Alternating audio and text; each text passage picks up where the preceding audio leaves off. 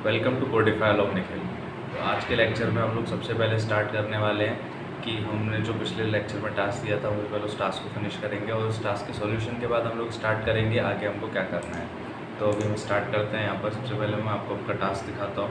जो हमारा आपका टास्क था जो मैंने आपको दिया था, ये हमारा टास्क था। ये मैंने आपको पिछले लेक्चर में एंड में टास्क दिया था। इस टास्क का सॉल्यूशन मोस्टली लोगों को समझ आ गया होगा। काफ़ी कुछ लोग कंफ्यूज भी होंगे कि ये बोल्ड है क्या, ये मैंने इसमें फॉन्ट का कुछ यूज़ किया। अगर किसी को आता हो तो कंफ्यूज भी हो सकते हैं। तो इसके लिए मैं आपको इसका सॉल्यूशन दिखा देता हूँ। तो इसका सॉल्यूशन ये है। इसमें सिंपली मैंने हैशटैग का यूज़ किया और ऊपर कमेंट टैग का यूज़ किया है। कमेंट क्या होता है मैं आपको आगे बताऊँगा। सबसे पहले मैंने हैशटैग का यूज़ किया है। हैशटैग जो हमारा हेडिंग के लिए होता है, हेडिंग की हमारी प्रायोरिटीज़ होती है, मैंने आपको बताया था। जैसे कि H1, H2, H3, H4, H5, H6 इस तरह से मैंने यहाँ पर इनको लिखा हुआ है कि H1 है उसका फर्स्ट प्रायोरिटी होता है, H2 का सेकंड प्रायोरिटी, H3 का थर्ड प्रायोरिटी, इसका फोर्थ, इसका फिफ्थ और H6 का सिक्स प्रायोरिटी होता है। तो मैं आपको यहाँ पे दिखा सकता हूँ। इसी तरह से प्रिंट हुआ है। फर्स्ट प्रायोरिटी मतलब फर्स्ट प्रायोरिटी मैं पे इसको उसका नाम इसलिए दे रहा हूँ क्योंकि प्रायोरिटी का मतलब कि जब भी आप सर्च इंजन ऑप्टिमाइजेशन के बारे में पढ़ोगे ना, तब आपको पता चलेगा प्रायोरिटी कितनी इंपॉर्टेंट होती है। अभी जब आपकी वेबसाइट का मेन हेडिंग, मान लीजिए आप ह्यूमन है, आप इमेजिन कर सकते हो कि इसने बाय मिस्टेक किया है, इसका मेन हेडिंग है। बट जो कंप्यूटर होता है वही सब चीज़ें नहीं समझ सकता। जो आपका सर्च इंजन है वो सारी चीज़ें नहीं समझता। उसको प्रॉपर कोड चाहिए समझने के लिए कि ये मेरा फर्स्ट हेडिंग है, ये मेरा ये है, ये मेरा हेडिंग है, मतलब ये इस कंटेंट का मेन हेडिंग है। तो उसमें हम H1 को यूज़ करते हैं। तो H1 इसीलिए हम यूज़ करते हैं और उसका नाम फर्स्ट प्रायोरिटी मैंने यहाँ पर इसलिए रखा है क्योंकि वो फर्स्ट प्रायोरिटी होता है। कभी भी कोई सर्च करता है कि जैसे मान लीजिए किसी ने सर्च किया HTML, तो HTML जिसने H1 में रखा होगा तो उसके चांसेस ज़्यादा हैं कि जब भी हेडिंग उसका आए तो उसमें मेन कंटेंट में उसको HTML दिख जाए। तो ये SEO फ्रेंडली होता है, इसलिए हम इसका बहुत ध्यान से यूज़ करेंगे। आगे फ्यूचर जब आपको SEO फ्रेंडली चीज़ें समझाऊंगा, SEO क्या होता है, सर्च इंजन ऑप्टिमाइजेशन वगैरह, तब आपको सारी चीज़ें अच्छे से समझ आएंगी। तब हम उसके बारे में आगे चलेंगे। तो अभी मैं यहाँ से इसको क्लोज़ करता हूँ। आई होप आपको ये समझ आ गया होगा। तो अभी हम इधर आते हैं। आप इसका एक सोर्स कोड है, चाहिए तो स्क्रीनशॉट ले सकते हैं। तो ये यहाँ पर इसका सोर्स कोड है। अभी हम लेक्चर 2 का स्टार्ट करते हैं। आज के लेक्चर में हम सबसे पहले पढ़ने वाले हैं आज के लेक्चर में पढ़ने वाले हैं कि हम किसी वीडियो में लिंक कैसे डालते हैं। बेसिकली आपने देखा होगा कभी कभी आप किसी वेबसाइट पर जाते हैं, किसी वेबसाइट पर क्लिक करने पर आपको उसमें काफ़ी सारे ब्लू कलर का टेक्स्ट दिखता है जिसके अंदर अंडरलाइन होता है जिसके नीचे। तो आप जब उस पर क्लिक करते हैं वो आपको किसी और पेज पर डाइवर्ट कर देता है। तो उसके लिए हम क्या करते हैं, तो उसके लिए हम सबसे पहले एंकर टैग का यूज़ करते हैं, एंकर एलिमेंट का। जो एंकर टैग होता है हमारा, बेसिकली वो क्या करता है, वो हमको लिंक करने के लिए हेल्प करता है बाकी दूसरे वेब पेजेस को हमारे वेब पेजेस से। तो अभी हम उसके लिए क्या यूज़ करते हैं, सबसे पहले हम इस तरह से जैसे प्रोसेस रहता है सिंटेक्स का, वही हम ए लिखेंगे।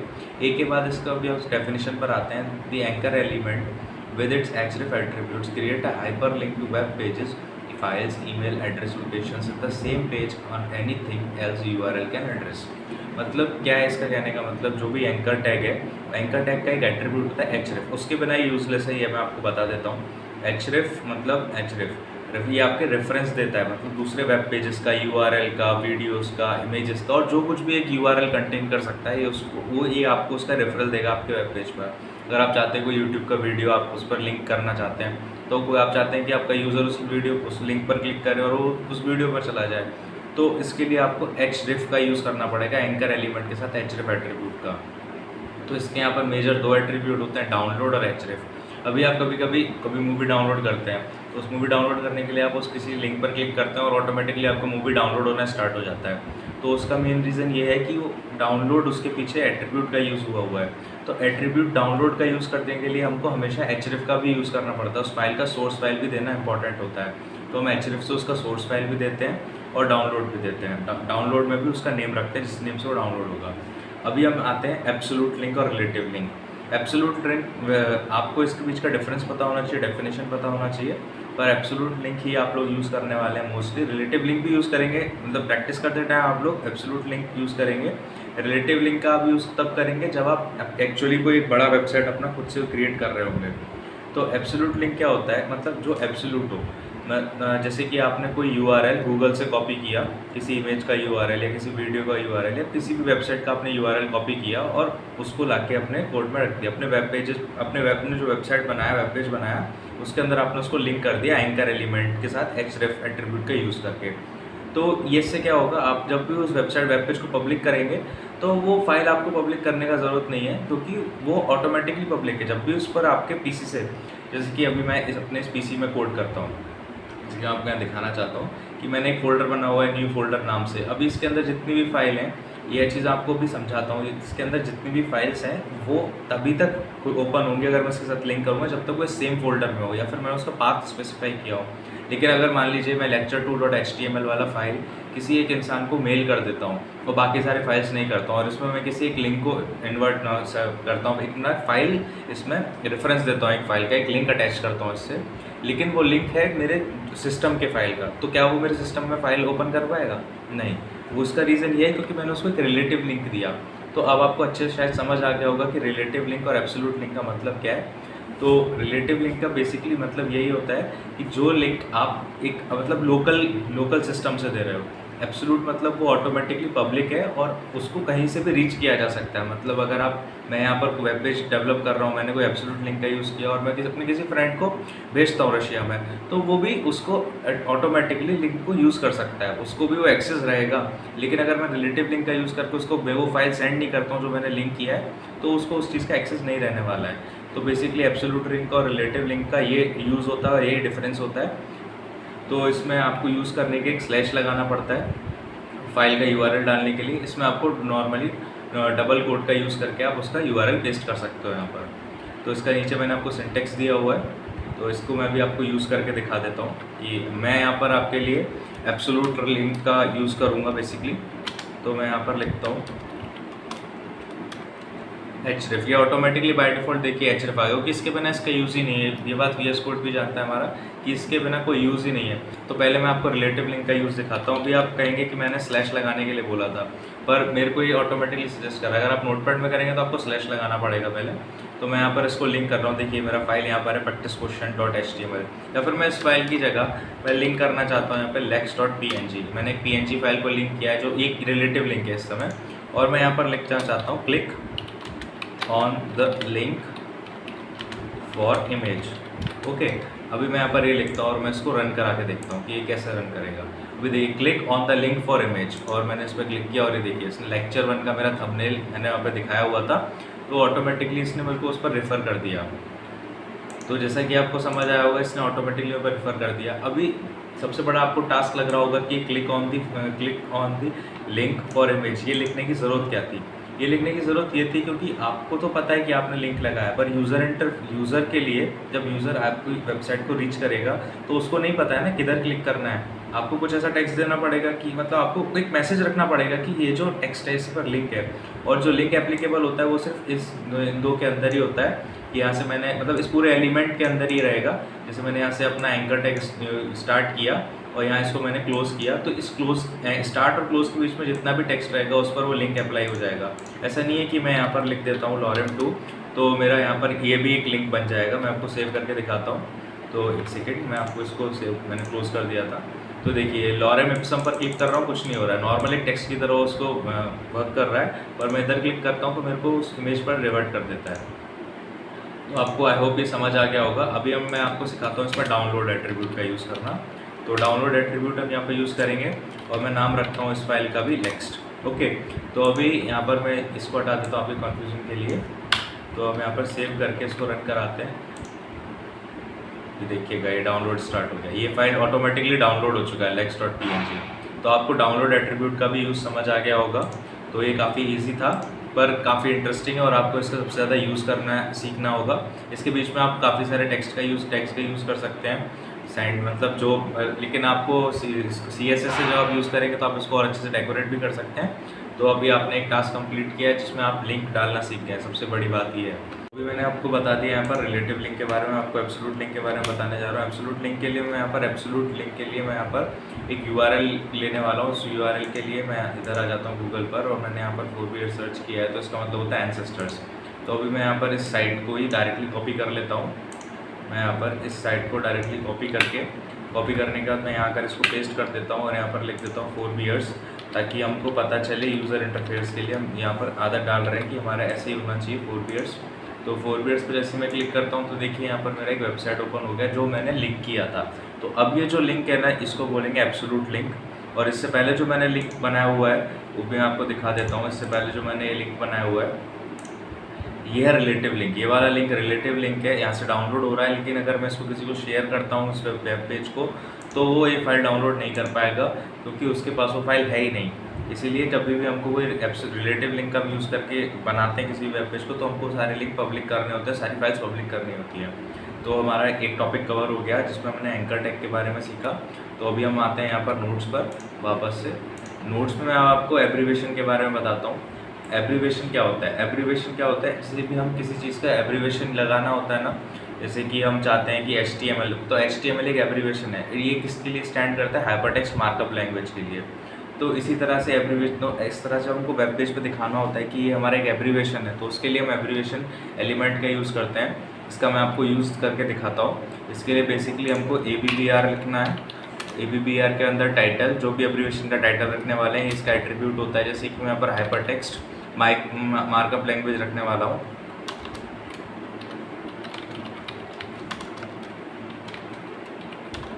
तो मैंने यहाँ पर इसका नाम हाइपरटेक्स्ट मार्कअप लैंग्वेज रख दिया है। अभी इसके बाद मैं यहाँ पर आता हूँ, इसके बाद मैं आपको बताता हूँ ABBR टाइटल के बाद अब मैं यहाँ पर आपको दिखाता हूँ HTML। अगर मैं यहाँ पर लिख देता हूँ, देखिए मैं HTML प्रॉपर लिखूँगा कि अगर मैंने इधर एंटर यूज़ किया तो ये ऑटोमेटिकली HTML का एक वो टैग एलिमेंट बना देगा जिसके अंदर बॉडी हेड फिर से आ जाएगा। तो मैं वो नहीं करना चाहता हूँ। अभी आप देखो यहाँ पर ABBR टाइटल के अंदर मैंने इसका फुल फॉर्म लिखा है। बेसिकली टाइटल के अंदर हम एक फुल फॉर्म लिखते हैं। अब आप देखेंगे कि ये किस तरह से एब्रीवेशन टैग वर्क करता है। तो आप देखिएगा, इसको मैं यहाँ पर सेव करके आपको ऊपर में लाइव सर्वर करता हूँ। तो ये देखिए इस पर जैसे मैं लेके जा रहा हूँ ना, तो आपको दिख रहा होगा हाइपरटेक्स्ट मार्कअप लैंग्वेज लिख कर आ रहा है। और मैं आपको जूम करके दिखाता हूँ तो इसके नीचे कुछ डॉट्स आ रहे हैं। तो आपको ऑटोमेटिकली कभी आपका यूज़र कुछ पढ़ रहा होगा, तो अगर आपने कोई इसमें एब्रीवेशन यूज़ किया, मतलब किसी चीज़ का शॉर्ट फॉर्म यूज़ किया है, तो अगर आपका यूज़र उस चीज़ से फ्रेंडली नहीं है, उसको फर्स्ट टाइम वो शॉर्ट फॉर्म देख रहा है, तो उसको आपको ये बताने के लिए उसकी हेल्प करने के लिए आपको ये एब्रीवेशन टैग का यूज़ करना पड़ता है, जिससे ताकि अगर वो उसके ऊपर कर्सर लेके जाए तो उसका फुल फॉर्म उसको पता चले और आपका भी बनाते टाइम वेबसाइट टाइम से हो। तो बेसिकली एब्रीवेशन एलिमेंट का यूज़ यही है। तो अभी हम यहाँ से चलते हैं वापस से नोट्स पर। अभी जैसे कि मैंने इसका सिंटेक्स और आउटपुट आपको दिखा हुआ है। आउटपुट मैंने यहाँ पर सिंटेक्स लिखा था abbreviation CSS, abbreviation close category style sheets. तो देखिए इस तरह से लिखा, वहाँ पर आपको मैंने दिखा दिया उसका आउटपुट। अब देखिए होता है कॉन्टैक्ट एड्रेस एलिमेंट। इसमें क्या रहता है कि हमको किसी को कॉन्टैक्ट करना हो तो उसमें हम एड्रेस एलिमेंट का href करके लिंक देते हैं। जैसे हमको मेल देना है, अभी मेल टू, अभी हम चाहते हैं कि इस ईमेल एड्रेस को मेल चला जाए, तो हमको ये मेल टू, मतलब जब भी इस पर क्लिक करेगा तो ऑटोमेटिकली उस मेल एड्रेस पर एक ड्राफ्ट खोल देगा आपके लिए, जिसमें टू में ये मेल रहेगा।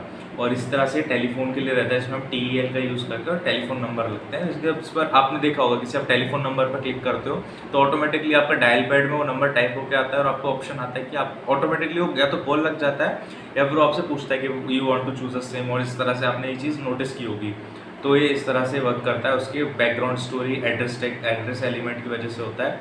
अभी हम आपके लिए कुछ बेसिक, मतलब बहुत ही बेसिक आपको लग रहा होगा कि ये तो टैग, मतलब इन टैग का भी अलग से यूज़ करना पड़ता है, पर मैंने आपको बताया था कि HTML बिल्कुल जैसा आपका रहेगा डेटा वैसे उसको पार्स करता है। तो उसके लिए आपको यहाँ पे बोल्ड, इटैलिक और अंडरलाइन टैग का यूज़ करना रहता है। जैसे बोल्ड, इटैलिक, अंडरलाइन। अब बोल्ड, इटैलिक, अंडरलाइन का यूज़ क्या रहता है, जैसे कि उनका नाम सजेस्ट कर रहा है B for bold, I for italic, U for underline. मैंने यहाँ पर आपको उसका आउटपुट भी साथ के साथ लिख के दिया हुआ है और मैं यहाँ पर आपको कोड में करके दिखा देता हूँ। जैसे कि मैंने यहाँ पर लिखा B और मैंने यूज़ किया यहाँ पर लॉरेम 2 में, ज़्यादा वर्ड का यूज़ नहीं करूँगा। और इधर मैं कंट्रोल एंटर करके नेक्स्ट लाइन में आऊँगा। और मैं आपको बता देता हूँ, अगर मैं इस लाइन में हूँ या कहीं भी इस पूरी लाइन में किसी भी टेक्स्ट पर अगर मैं कंट्रोल एंटर प्रेस करता हूँ तो मैं ऑटोमेटिकली नेक्स्ट लाइन पर आ जाता हूँ। तो ये चीज़ आपके लिए एक नया लिंक था। तो यहाँ पर मैं फिर से आपको इटैलिक पर दिखाता हूँ लॉरेम 3 और मैं फिर से कंट्रोल एंटर से नीचे आता हूँ और आपको अंडरलाइन का यूज़ दिखाता हूँ U टैग से। तो आपको आई होप ये बहुत इजीली समझ आ रहा होगा कि बहुत इतना टफ चीज़ नहीं है। तो मैं आपको इसको ओपन करके दिखाता हूँ। ऊपर से मैं एब्रीवेशंस को हटा देता हूँ ताकि आपको स्क्रीनशॉट लेते टाइम कोई दिक्कत ना आए। तो मैं यहाँ से एब्रीवेशंस को डिलीट करता हूँ और आपको दिखाता हूँ इसको ओपन करके। देखिए अपन लॉरेम इप्सम, ये बोल्ड में आ गया, इसको मैंने इतना बोल्ड में रखा था। यहाँ पे लॉरेम 3, ये लॉरेम 3 इधर वर्क नहीं किया है। इसका रीज़न एक सेकेंड में देखता हूँ। एक्चुअली आप टाइप करते टाइम उसको ध्यान से टाइप कीजिएगा। अगर आपने स्पेलिंग मिस्टेक कर दिया तो कोई भी आपका शॉर्टकट वर्क नहीं करेगा। तो यहाँ पर देखिए लॉरेम 3 ये पूरा आपको इटैलिक दिख रहा है और ये लॉरेम 4 ये मतलब जो मैंने 4 वर्ड्स का यूज़ किया था वो आपको अंडरलाइन दिख रहा है। तो आप इनको तीनों को एक साथ भी यूज़ कर सकते हो और अलग अलग भी यूज़ कर सकते हो, और किसी भी टैग या एलिमेंट का किसी भी एलिमेंट का आप इसको पार्ट बना के भी यूज़ कर सकते हो। जैसे कि आप चाहते हो कि आपने कोई हेडिंग के ऊपर ही सारे वर्क नहीं करते हैं क्योंकि वो अपना उसका अलग प्रायोरिटी होता है, पर आप चाहते हो किसी पैराग्राफ आप लिख रहे हो तो उसमें आपने पैराग्राफ टैग यूज़ किया है तो उसके अंदर आप ये भी यूज़ कर सकते हो। ऐसा आपको पूरा फ्रीडम है ये यूज़ करने का, और आपको सीखना चाहिए कि आप कैसे कैसे एक ट्री लाइक स्ट्रक्चर बना के कोड कर सकते हैं। तो अभी हम इसको भी यहाँ से इरेज करते हैं और चलते हैं वापस अपने नोट्स पर। अभी नोट्स पर हमारे पास नेक्स्ट है इमेज एम्बेड करना। इमेज एम्बेड करने के लिए हम लोग इमेज एलिमेंट का यूज़ करते हैं, जिससे हम इमेज डालते हैं किसी भी बॉडी के अंदर। मतलब किसी भी वेब पेज के अंदर कोई इमेज अगर डालना हो तो हम उसके लिए इमेज एलिमेंट का यूज़ करते हैं। इसके लिए हम लिखते हैं IMG। इसके दो एट्रीब्यूट होते हैं, SRC और SRC सेट। अभी SRC जो एट्रीब्यूट है ये सिंगल URL के लिए होता है, मैंडेटरी है, क्योंकि जैसे आपका एंकर में href मैंडेटरी है, उसके बिना आप लिंक नहीं लगा सकते, इसी तरह इसमें SRC मैंडेटरी होता है। तो इसके बाद दूसरा होता है SRC सेट्स। ये काफ़ी सारे स्ट्रिंग सपोर्ट करता है, इसलिए हम इसका कभी कभी यूज़ करते हैं। मोस्टली आप लोग SRC का यूज़ करने वाले हैं। इसका सिंटैक्स मैं आपको दिखा देता हूँ। और एक होता है ऑल्ट एट्रीब्यूट। ऑल्ट एट्रीब्यूट का बेसिकली यूज़ क्या होता है कि जैसे कि आपका किसी रीज़न की वजह से आपने उस फाइल को लिंक किया था, उस इमेज को, इसमें भी हम लिंकिंग ही करते हैं बट एंकर की वजह से नहीं, एंकर को यूज़ नहीं करते हैं हम इसमें, बेसिकली इमेज को यूज़ करते हैं, इमेज एलिमेंट का। तो उसमें अगर आपके किसी बाय मिस्टेक आपने उसको फाइल को टाइप करते टाइम उसका नेम जो था वो आपने गलत टाइप कर दिया तो आपका वो फाइल लोड नहीं होगा। तो इससे आपका यूज़र को क्या रहेगा, या उसके नेटवर्क की वजह से आपका यूज़र का नेटवर्क इशू है तो उसकी वजह से एक इमेज लोड नहीं हो पा रहा, तो आप एटलीस्ट आपका यूज़र डिजर्व तो करता है कि उस इमेज में था क्या। तो उसके लिए आप ऑल्ट टैग का यूज़ करेंगे। जो भी आप ऑल्ट टैग में वैल्यू रखेंगे, वैल्यू का मतलब मैंने आपको बताया था, जो भी हम डेटा ऑल्ट मतलब कोई भी डेटा हम किसी एट्रीब्यूट के अंदर रखते हैं उसको हम वैल्यू बोलते हैं। तो उसके अंदर जो वैल्यू रखेंगे वो एक्चुअली एक मैसेज होगा, message when image is not loading. ये मैंने आपको लिखा भी हुआ है यहाँ पर। वो एक मैसेज होगा जब इमेज लोड नहीं होगा, और ये आपका तभी वर्क करेगा जब इमेज लोड नहीं होता है। तो मैं आपको इसका रियल एग्जांपल दिखा देता हूँ। यहाँ पर मैं आता हूँ, यहाँ पर मैंने एक्चुअली ये पर एक इमेज लिया हुआ है, मैं आपको नेट से इमेज करके नहीं दिखाने वाला हूँ, आपका टाइम बचेगा इससे। SRC अभी देखिए मैं यहाँ पर लिखता हूँ lext.png, एक इमेज हो गया, और मैं यहाँ पर ऑल्ट टैग का भी यूज़ करके आपको दिखा देता हूँ कि आपको पता चले कि इमेज लोड होने के बाद वर्क करता है कि नहीं करता। तो मैं यहाँ पर लिख देता हूँ सिंपली थंबनेल। ठीक है, मैंने यहाँ पर थंबनेल लिख दिया और इसको क्लोज कर दिया। इसके लिए ये एक एम्प्टी टैग है तो इसके लिए आपको उसको क्लोज करने की ज़रूरत नहीं है। तो यहाँ पर बेसिकली मैं इसको ओपन करता हूँ, ओपन विद लाइव सर्वर से मैंने इसको ओपन किया। देखिए मेरा एक इमेज शो हो रहा है, इसको मैंने अलाइन नहीं किया, वो सब हम CSS की हेल्प से करेंगे, HTML में ये सब नहीं सीखेंगे। मैं चाहूँ तो आपको सिखा सकता हूँ बट वो सब चीज़ें आउट ऑफ ट्रेंड हो चुकी हैं, तो HTML का हम यूज़ इन सब चीज़ों के लिए नहीं करते हैं। तो बेसिकली आपको ये चीज़ समझ आ गई होगी। अब मैं यहाँ पर इसका नाम चेंज कर देता हूँ, LXET लिखा हुआ है मैंने यहाँ पे, LEXT। अब मैं उसको XX कर देता हूँ। तो यहाँ पर देखिएगा वो ओपन नहीं होगा क्योंकि इस नाम का तो कोई फाइल इस फोल्डर में है ही नहीं ना, तो ये तो रिलेटिव फाइल था। अभी देखिए यहाँ पर इस तरह से मेरे को दिख रहा है ना, ये सिर्फ ऑल्ट एट्रीब्यूट की हेल्प से हो रहा है, क्योंकि मैंने ऑल्ट एट्रीब्यूट को बताया था कि इसका अल्टरनेटिव दो अगर ये लोड नहीं होता। तो एक बेसिकली एक अल्टरनेटिव है। तो आपको ये चीज़ आई होप समझ आ गई होगी। तो अब हम नेक्स्ट पार्ट पर चलते हैं अपने नोट्स के। Block code. ब्लॉक कोड जैसे कि आपने बेसिकली देखा होगा कि आप अगर किसी का कोटेशन पढ़ते हैं, किसी का लाइन पढ़ते हैं जो उसने कभी पास्ट में बोला होगा, तो आप उसको एज इट इज़ जब फ्रेज करते हो तो आप हमेशा उसमें कोटेशंस लगाते हो। वो इसलिए होता है क्योंकि वो एज इट इज़ ताकि पता चले कि एज इट इज़ वर्ड्स हैं उनके। तो अगर आपको HTML में इस तरह से कुछ लिखना है तो आपके लिए आपको उसके लिए ब्लॉक कोड एलिमेंट का यूज़ करना पड़ेगा। आप बहुत सिंपल है, मैं आपको इसको करके टाइम वेस्ट नहीं करना चाहता, बस बेसिक था कि आपको सीखना ज़रूरी है, आपको साइट वेब पेज बनाते टाइम ज़रूरत पड़ सकती है, इसलिए मैंने आपको ब्लॉक कोड करके बता दिया है। यहाँ पर इसका सिंटैक्स ही आउटपुट इस तरह से दिखेगा इसको आपको। अभी हम आते हैं बिग और स्मॉल।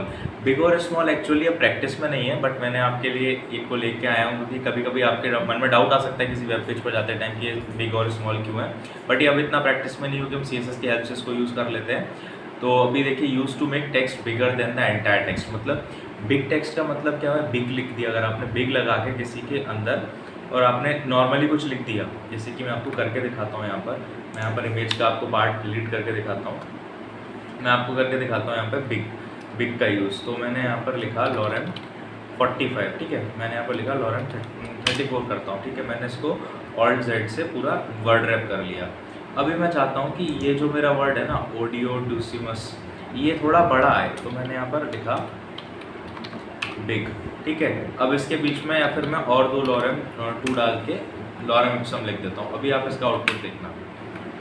सॉरी मैं इसको रन करता हूँ पहले, तभी आप इसका आउटपुट देखिएगा। देखिए 2 वर्ड ऑटोमेटिकली सब टेक्स्ट से बड़े आ रहे हैं, मैंने इसमें कुछ नहीं किया, आपको आइडेंटिफाई हो रहे हैं अलग से ही।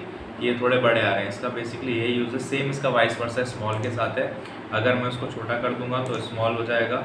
जैसे कि अगर मैं यहाँ पर यूज़ करता हूँ स्मॉल टैग का, अभी देखिए स्मॉल प्रैक्टिस में है, ये आपको रेड और ब्लू कलर से दिखा रहा है ना। ब्लू कलर का मतलब कि ये प्रैक्टिस में है और रेड कलर का मतलब ये आउट ऑफ प्रैक्टिस हो चुका है। तो आपको ये चीज़ VS कोड काफ़ी हेल्प करेगा ये चीज़ लर्न करने में।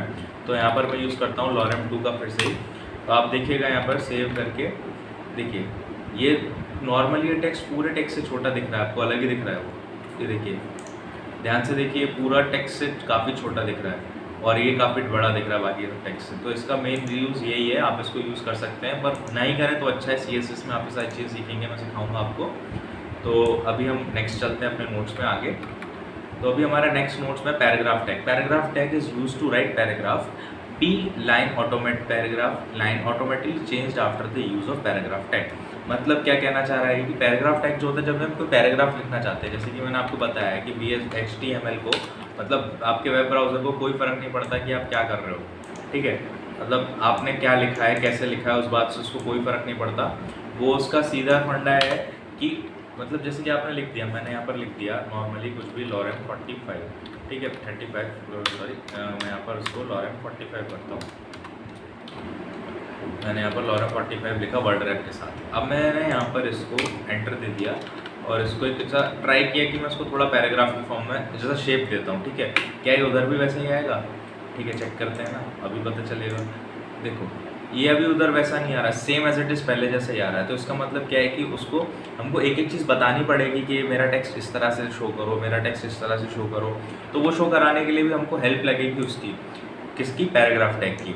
पैराग्राफ टैग का यूज़ किस तरह से करेंगे? अभी जैसे कि मैं यहाँ पर इसको नॉर्मली सिंगल लाइन में भी लिख देता हूँ ना, मैं इसको पूरा डिलीट करता हूँ और यहाँ पर मैं यूज़ करता हूँ फिर से लॉरेम 50 का। और यहाँ पर सिंगल लाइन में लिखने के बाद भी अगर मैं यहाँ पर ब्रेक देना चाहूँ तो मैंने यहाँ पर P टैग का यूज़ किया। अब मैं इसके अंदर इंसर्ट कर देता हूँ लॉरेम 56, ठीक है। मैंने यहाँ पर 56 वर्ड्स अलग से इंसर्ट कर दिए।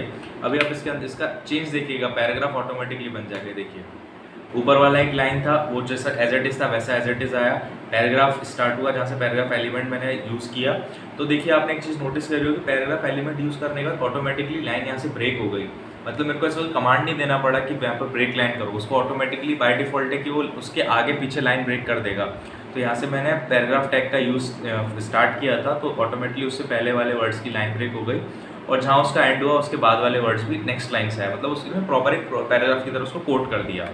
तो यही बेसिकली यूज़ है। इसमें आप BI U सबका मतलब यूज़ कर सकते हैं किसी भी। आप ऐसा नहीं है कि पैराग्राफ टैग के अंदर आप किसी और टैग का यूज़ नहीं कर सकते। आप पैराग्राफ टैग के अंदर किसी भी टैग का यूज़ कर सकते हैं, मतलब उसका यूज़ होना चाहिए वहाँ पर।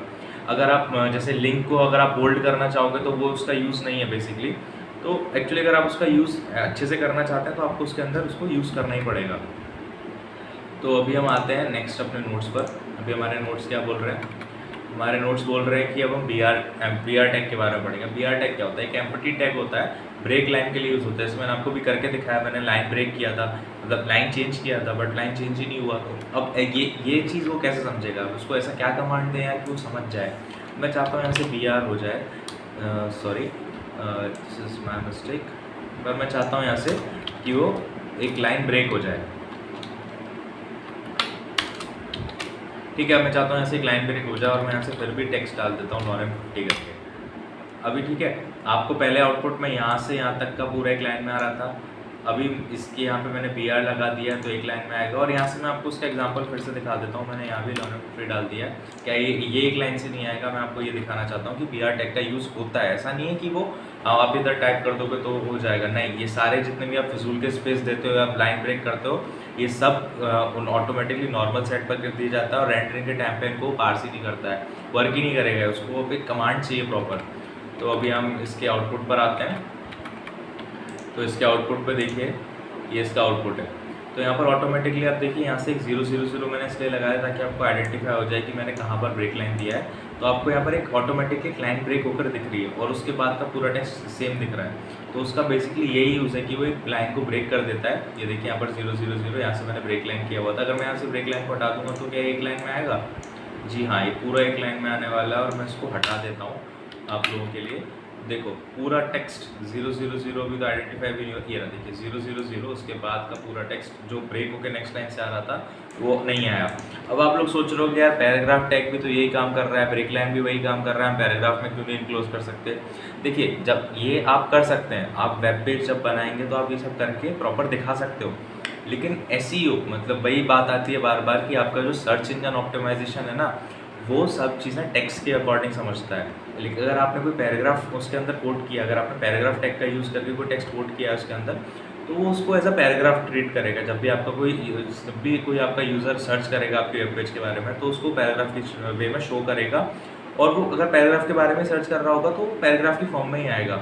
मतलब आप समझ रहे हैं ना मैं क्या कहना चाह रहा हूँ। अगर आप उल्टे सीधे टेक्स्ट का यूज़ करके, मतलब अगर आप जुगाड़ बैठाएंगे, बेसिकली सही वर्ड यही है कि अगर आप यहाँ पर आप कुछ भी आया दाया करके जाने की कोशिश करेंगे, कि ट्राई करेंगे कि मैं PR की जगह P यूज़ कर लूँ और H1 की जगह बोल्ड यूज़ कर लूँ, तो आपका एक वेब पेज बन तो जाएगा, वो सेम एज इट इज़ वैसे ही दिखेगा, सारे टेक्स्ट का आप उनका बनाकर कॉम्बिनेशन आप ऐसा यूज़ कर सकते हो, लेकिन वो एक सर्च इंजन ऑप्टिमाइजेशन में फेल हो जाएगा। आप ज़्यादा रीच नहीं मिलेगा आपके वेबसाइट को, यूज़र इंटरफेस ख़राब रहेगा, आपका यूज़र सर्च करेगा कि जैसे अभी हमने 4 बीयर्स सर्च किया था। अभी 4 बीयर्स अगर आपने H1 में नहीं रखा, आपने बोल्ड करके 4 बीयर्स रख दिया, तो आपको वेबसाइट का 4 बीयर्स उसको समझ ही नहीं आएगा। वो समझेगा 4 बीयर्स इनका मेन हेडिंग है ही नहीं, 4 बीयर्स वर्ड वो आइडेंटिफाई करेगा सर्च करते टाइम, पर आपकी वेबसाइट को प्रायोरिटी मिलेगा ही नहीं। जिसने भी H1 में रखा होगा या अपने मेटा टेक्स्ट में रखा होगा, तो उन लोगों को प्रायोरिटी मिलेगा। तो आपको बेसिकली जब भी आप किसी यूज़र के लिए भी बनाएंगे या अपने लिए भी खुद वेबसाइट बनाएंगे, तो आपको ये चीज़ें याद रखनी है कि किसी भी टैग का यूज़ किसी भी टैग के लिए नहीं कर देना है। विद जो उनका स्पेसिफाई यूज़ है आप उसको उसके लिए यूज़ करें, क्योंकि SEO फ्रेंडली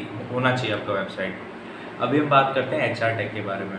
अभी HR टैग का क्या यूज़ होता है, हॉरिजॉन्टल लाइन डालता है, ये भी एक एम्प्टी टैग है। एम्प्टी, और मैं आपको कंटेनर टैग का पूरा रूल बता चुका हूँ ये।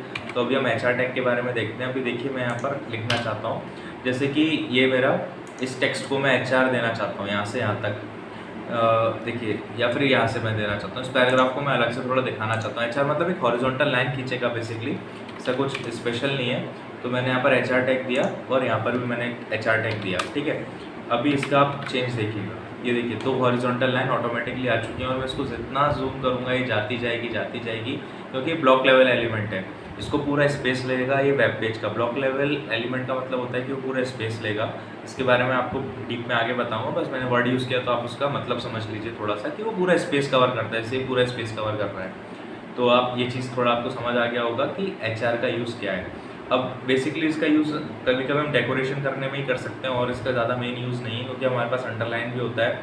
तो आपको इसका आई होप यूज़ समझ आ गया होगा कि इसको कैसे यूज़ करते हैं HR टैग का। अब सुपरस्क्रिप्ट सबस्क्रिप्ट क्या होता है, जैसे आप सुपर स्क्रिप्ट और सबस्क्रिप्ट आपने सुना होगा। जैसे यहाँ पर मैंने एग्जांपल में लिखा हुआ है कि CO2, अब जब भी हम CO2 लिखते हैं तो वो सबस्क्रिप्ट में लिखते हैं 2 को, मतलब उससे थोड़ा छोटा और नीचे की साइड लिखते हैं, तो इसको सबस्क्रिप्ट बोलते हैं। और सुपर स्क्रिप्ट क्या होता है कि आप जैसे A² + B², तो आप उसके ऊपर लगाते हैं, उसको बोलते हैं सुपर स्क्रिप्ट।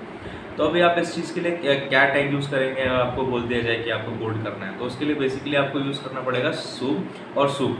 अब इसका मैं आपको यूज़ करके दिखा देता हूँ, ये पूरा टेक्स्ट यहाँ से मैं क्लियर करता हूँ और मैं आपको दिखाता हूँ यहाँ पे यूज़ करके कि CO, मैं इसको थोड़ा बड़ा रखता हूँ, यहाँ पे H1 का यूज़ करूँगा इसको पिक करने के लिए। आप लोग ऐसा नहीं करेंगे। मैं यहाँ पर इसको CO लिखता हूँ, और CO लिखने के बाद मैं यहाँ पे यूज़ करता हूँ सबस्क्रिप्ट का। मैंने यहाँ पर सबस्क्रिप्ट का यूज़ करके 2 लिख दिया, ठीक है। अभी आप इसका आउटपुट देखना, देखो CO2 ऑटोमेटिकली वो सबस्क्रिप्ट में आने लगा। और मैं यहाँ पर आपको सुपर स्क्रिप्ट का भी आउटपुट दिखा देता हूँ। मैंने यहाँ पर H2 का यूज़ करता हूँ, मैं यहाँ पर H2 का यूज़ किया और मैंने लिखा A के बाद मैं लिखता हूँ यहाँ पर सूप, ठीक है। मतलब सुपर स्क्रिप्ट के लिए सूप यूज़ करते हैं, और यहाँ पर मैं लिखता हूँ स्क्वायर, ठीक है। अब आपको इसका क्लियर समझ आ जाएगा पिक्चर। देखिए A², अब A² उसके ऊपर आ रहा है, मतलब सुपर स्क्रिप्ट में आ रहा है, इसको बोलते हैं सबस्क्रिप्ट। नीचे आता है तो सबस्क्रिप्ट और ऊपर आएगा तो सुपर स्क्रिप्ट। तो आपको आई होप ये भी क्लियर हो गया होगा कैसे इसको यूज़ करते हैं। उसको अंदर बस उसके एनकोड करना है आपको टैग के अंदर, और बेसिकली आपको इतना तो समझ आने लगा होगा कि जो भी हमको जिसके ऊपर कोड अप्लाई करना है उसको उसके स्टार्ट और एंड टैग के अंदर इनक्लोज करना होता है। तो आज के लिए आपके लिए सुपर स्क्रिप्ट सबस्क्रिप्ट तक हम फिनिश करेंगे, और अब आपके लिए मैं कुछ क्वेश्चंस लेके आया हूँ। उन क्वेश्चंस में हम जाने से पहले आपको मैं एक और चीज़ बताने जाना वाला हूँ, जिसका नाम है MDN डॉक्स। अब MDN डॉक्स क्या होता है, जैसे मैं इस पर क्लिक कर रहा हूँ आपको इसका एक रेफरेंस दिख रहा होगा, MDN रेफरेंस। मैं इस पर लेके जाता हूँ आपको, और ये मेरे को पूछ रहा है कि आप एक एक्सटर्नल वेबसाइट पे जाने वाले हो। ये एक्सटर्नल वेबसाइट पे आने के बाद अब आप देख रहे होंगे कि इसका एक डेफिनेशन आ गया। इधर मुझे इसके बारे में ट्राई इट करके ले रहा है कि आप इस तरह से इसको यूज़ कर सकते हो। तो ये बेसिकली वेबसाइट काफ़ी अच्छा वेबसाइट है आप लोगों के प्रैक्टिस करने के लिए, या फिर कोई भी चीज़ आपको डाउट आ रहा है तो आप उसको MDN डॉक्स पर जाके देख सकते हो। यहाँ पर आपको कन्फ्यूज़न होगा कि किसी किसी इसमें इतना नहीं है, इसमें उन्होंने फॉन्ट का यूज़ किया है। CSS का आप यहाँ से कोड हटाएंगे तो आपको नॉर्मल दिखेगा, क्योंकि आप अभी HTML सीख रहे हो तो आपको ये डाउट भी आ सकता है कि हमारा तो ऐसा नहीं दिख रहा है वेब पेज, इसका ऐसा क्यों दिख रहा है। तो यहाँ पर आपको ये चीज़ क्लियरली समझ आ रही होगी कि ऐसे आप यहाँ पर जाके CSS का पूरा कोड डिलीट कर दीजिए, उसके बाद आपका वेब पेज नॉर्मल जैसा आपका दिखेगा वैसे उसका आपका आउटपुट दिखने वाला है। अब यहाँ पर इसने क्या यूज़ किया है, A² + B²। तो यहाँ पर इसने सुपर स्क्रिप्ट का यूज़ किया है, तो आप ये चीज़ यहाँ पर चेंज भी कर सकते हो। जैसे मैं यहाँ पर 2 की जगह 3 करूँगा तो मेरे को आउटपुट में भी 3 दिखेगा, ठीक है। देखिए ऑटोमेटिकली मेरे को आउटपुट में 3 दिखने लगा। तो आपके लिए ये चीज़ काफ़ी अच्छी रहेगी। यहाँ पर इसके एट्रीब्यूट्स के बारे में भी बताया हुआ है। ग्लोबल एट्रीब्यूट्स का मतलब होता है बेसिकली कि जो एट्रीब्यूट हर किसी टैग के साथ वर्क कर जाते हैं उनको बोलते हैं ग्लोबल एट्रीब्यूट्स। जैसे टारगेट, ये सब मैं आपको आगे चल के बताने वाला हूँ कि कौन से ग्लोबल एट्रीब्यूट्स होते हैं। तो ये आप यहाँ से नोट्स भी देख सकते हैं, एग्जाम्पल्स मिलेंगे आपको, ये भी आप ट्राई कर सकते हो। और इधर आपको सारे HTML के टैग्स मिल जाएंगे। अब आपको यहाँ पर ये सब बिन का साइन क्यों दिख रहा है? बिन के साइन का मतलब बेसिकली ये है कि ये सारे टैग्स अब यूज़ में नहीं है। मतलब जैसे आपको बोलता हूँ कि प्रैक्टिस में नहीं, क्योंकि CSS आने के बाद HTML से जो जितने भी स्टाइलिंग के टेक्स्ट थे उनको प्रैक्टिस से हटा दिया गया, क्योंकि CSS का लेवल बहुत एडवांस था, वो बहुत अच्छे से कर सकता है। तो आप भी सोचिए, अगर आप कोई चीज़ किसी एक चीज़ को सीख के बहुत एडवांस कर सकते हैं और किसी चीज़ को सीख के आप बेसिक कर सकते हैं, तो आप कभी नहीं सीखना चाहेंगे उस बेसिक चीज़ को, उस पर आप प्रैक्टिस नहीं करना चाहेंगे। आप कोशिश करेंगे कि जिससे मैं एडवांस बन सकूँ मैं उस चीज़ पर थोड़ा फोकस करूँ। तो इसी वजह से ये पीछे छूट गए और इनका आज कोई यूज़ नहीं करता है बेसिकली, इसलिए यहाँ पर बिन बना आ रहा है। ये आपके हेल्प हो जाएगा कि आपको इनको ज़्यादा यूज़ नहीं करना है, ये सारे टैग्स आपको यूज़ करने की अब ज़रूरत नहीं है। तो ये MDN डॉक्स आपके लिए काफ़ी हेल्पफुल रहेगा। जैसे सेंटर टैग का पहले यूज़ होता था किसी भी टेक्स्ट को सेंटर में लाने के लिए, पर अब इसका बेसिकली यूज़ नहीं है। आप देखिए इधर आता है, देखिए इधर इसका ट्राई इट का भी वर्जन नहीं देता है, क्योंकि ज़रूरत ही नहीं है। यहाँ पे लिखा भी हुआ है deprecated, this feature is no longer recommended. देखिए आप यहाँ पर नॉर्मली पढ़ सकते हैं, तो आपको ज़्यादा टाइम वेस्ट नहीं करूँगा, आप MDN डॉक्स के बारे में समझ गए होंगे। अभी हम चलते हैं वापस अपने प्रैक्टिस क्वेश्चंस पे। अभी मैं आपको प्रैक्टिस क्वेश्चंस पे लेके जाता हूँ। अभी हम यहाँ पर आते हैं प्रैक्टिस क्वेश्चन .by CON। इसका मतलब देखिए मैंने यहाँ पर आपके लिए एब्रीवेशन यूज़ किया है, आप इसको समझ सकते हैं। इसके बाद फर्स्ट क्वेश्चन पर हम आएंगे, तो यहाँ पर बोल रहा है does BR tag is required for changing line after using H tag. तो बेसिकली मैं आपको ये चीज़ समझा चुका हूँ, लेकिन P टैग के साथ, तो आप इसको एक बार खुद से ट्राई करके देखिए और कमेंट्स में आंसर ज़रूर बताइएगा। और कोई डाउट हो तो आप कमेंट में ईजिली पूछ सकते हैं। तो आप ये इसका सॉल्यूशन तो मैं आपको नेक्स्ट लेक्चर में ही दूंगा, क्योंकि मैं चाहता हूँ कि आप लोग थोड़ा वर्क करें अपने जो आप सीख रहे हैं उस पर आप वर्क करें। मैं बस बेसिकली इतना ही चाहता हूँ। उसके बाद सेकंड क्वेश्चन है create a page to locate the user to the MDN docs. मतलब आपको क्या करना है कि आपको यहाँ पर एंकर टैग का यूज़ करना है, MDN डॉक का लिंक कॉपी करना है और वहाँ जाकर पेस्ट करना है। सिंपल, आपके लिए इतना ही टास्क है, छोटा सा टास्क है आपको जो करना है। इसके बाद हम टास्क करेंगे insert an image in with an alt attribute. मतलब कोई भी इमेज इंसर्ट कीजिए, उसको ऑल्ट एट्रीब्यूट के साथ यूज़ कीजिए, नॉर्मली भी यूज़ कीजिए। उसके बाद नेक्स्ट टास्क है create a web page as shown in output. अभी ये आपके लिए सबसे बेस्ट टास्क है, मैं आपको हमेशा एक ऐसा टास्क देता हूँ और बाकी 3 टास्क थ्योरेटिकल आपकी लर्निंग को रिवाइज रखने के लिए होते हैं। इसमें आपको पूरा अच्छे से यूज़ रहेगा सारे टेक्स्ट का। तो देखिए यहाँ पे आपका टास्क है welcome to Codify along Nikhil. ऊपर मैंने कुछ दिया है वो आप उसको नज़र में रखिएगा। इधर भी आप इसको आइडेंटिफाई, मैं आपको बता देता हूँ कि आपको ये चीज़ सब फाइल शेयर नहीं करता हूँ तो आपको नहीं पता चलेगा कि, लेकिन ये कोई लिंक नहीं है, ये बेसिकली मैंने क्या यूज़ किया आप समझ गए होंगे।